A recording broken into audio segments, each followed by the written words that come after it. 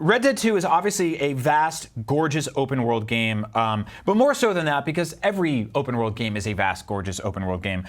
This is a detailed-driven, personality-driven video game. We're talking to characters, interacting with them, and noticing little details in the world is what really makes this thing set apart. And if you look at the old, Grand Theft Auto games which we've been playing for years, it is the details, it is the small things. Now, towns play a big part in this game. They are obviously a sort of a break from the vast open world, canyons and quarries and all sorts of like giant fields that you'll be trekking across on your horse. We got to a town in Red Dead 2 and we went into a general store, and despite one of the biggest games ever made waiting for us outside, we didn't want to leave this store. This was the two of us playing along with IGN's John Ryan, Ryan McCaffrey, and Tina Amini. We were all sitting in this room together, and we were all just fixated on what was going on in this general store. And again, this is a screenshot from the very first Red Dead trailer we saw. Yeah. Obviously, if Rockstar didn't want people to pay attention to the general store, they wouldn't have put that in the initial reveal. You can tell just by looking at this sort of the amount of things in this one frame.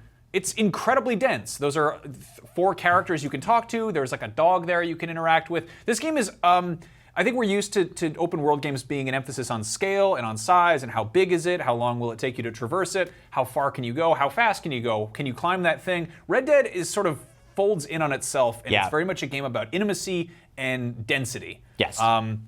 And it's, it acknowledges the fact that you're not getting in a Lamborghini and hauling ass across the map. You are either on foot or on horse. And because of that, it's like all of the sort of smaller moments, it just feels kind of everything's closer together. Right. So we went to this general store, and it does what you'd expect a general store to do in a video game. It's where you go to, get supplies and upgrade, not upgrade your stuff, but get new gear. And it operates in the same way that if you looked at sort of, I feel like if you look at the stores in Red Dead Redemption, the original, you'd go in and looking at guns, and the guy would take them off the shelf, and there'd still be a menu there to remind you that you were playing a video game. And this time around, they've done a lot to sort of really break all of the systems that kind of ruin the immersion. Yes, I totally agree. So, and they started to play with this in GTA 5, where if you walk into a store, you go to different clothing racks to sort of select different things, and this feels almost like the logical progression of that. Yeah, and so the cool things about this is that when you browse in a store like this, you have the options of looking at the shelves, which feel weathered and ornate and sort of like actual, really just sort of built in.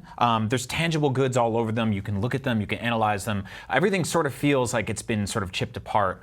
And there's items on the shelves that you can buy, and then we walked up to the counter, and there was a plate of cheese, and you can pick up a piece of cheese and eat it. Let's get to that in a second. So obviously, if you go to the store, they can't have like every single thing there represented on the shelves, because that would be, I don't know, overwhelming, or else just it would look kind of corny. So they fight it in an interesting way. So if you're getting sort of stuff that would be sort of too long to look through it in every possible way, they do a very canonical explanation. They have a Sears and Roebuck catalog, or whatever it's called, and it is authentic in the way that you would expect a Rockstar game to be. These are actual pages from an old catalog. I'm doing sort of an artist mock-up here because we don't have gameplay or screenshots to show you. But basically, Arthur walks over to the counter, and there's this catalog there, and you see him open it up.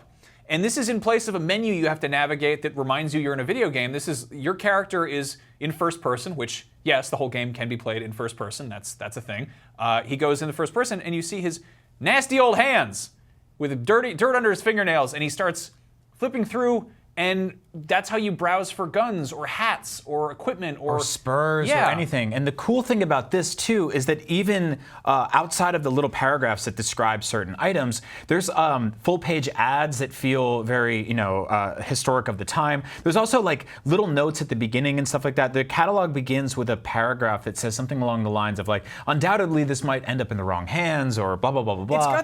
It's got sort of a historical, like, tongue-in-cheek kind of sense of humor to it. And again, like everything else in this game, it feels authentic, it feels real, it feels lived in. It doesn't feel sort of cartoonishly over the top, which I think a lot of GTA veers into. It feels like a real place with real things that you can pick up and hold and touch. Yeah, and you mentioned the plate of cheese. That was the other thing. We walked to the other end of the counter, and you chuckleheads are all like, Is this like Trader Joe's? Can we go and just have the cheese for free? And Arthur goes over with his dirty old hands and starts, looking at the cheese some more. And it's like incredibly detailed, like 4K HDR video game cheese. Yep. And at this point, our the kind of Rockstar rep was like, we appreciate you guys having attention to this detail, but we should probably stop looking at cheese and hats. We should probably go explore this world. But that really just does explain, that sets the tone for what this game is like. This is a game where you're going to be having these endless, like, minuscule interactions with little details and things, and they really, I mean, it's been said repeatedly ad nauseum. They're building a living, breathing world. Yeah. And that's been kind of the mission with so many video games. But looking at the fact that Rockstar effectively invented modern sandbox game with GTA 3, they're iterating. They're looking at what they can do to push this forward, and good Lord, I'm excited for this cowboy game. Yeah, it really feels like there are these special moments where you can sort of take your own time and customize your character. And there's a lot of really cool, like very, very unique, very interesting costumes in there. And nothing sort of too over the top and ridiculous. It all feels grounded in the reality in the world this is built. But then you can step outside and you can ride a horse and rob a train and get into a gunfight and all the other stuff. Like you can still beat the crap out of dudes and shoot guys in the face and try to launch your horse off a cliff, and there's dynamic weather and all this stuff.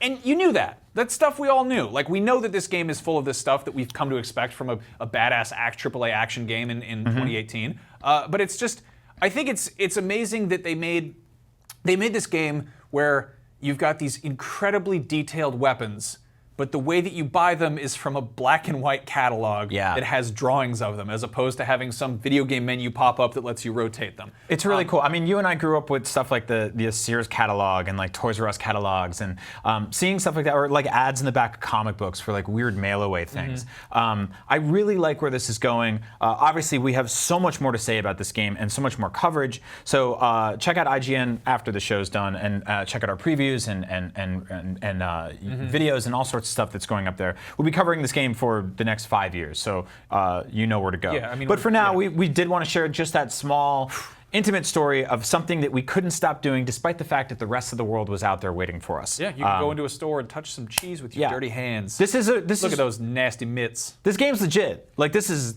I had a lot of like Sam Neill. I kept describing it as like Sam Neill getting out of the Jeep, looking at the Brontosaurus in Jurassic Park moments, where I was just like tearing off the sunglasses, going like, "Damn." Yeah. So yeah, so that's a big thing that happened this week. There's my hat. Can you bring it over here? Yeehaw! Giddy up! Yeehaw. Hey, if there's two things you need to know about us here at Up at Noon, it's that we love horses and that we're idiots. We tried to count every single horse in the Red Dead trailer as it was rolling. It was very difficult. We counted hundreds of them. There might have been more or less. I forget. And then, of course, we played a very, very bad game about horses. It wasn't Red Dead. It was some other one about making the horses race. You had to hit them with a stick. It was just dreadful. Anyway, check that out. We had a hoot.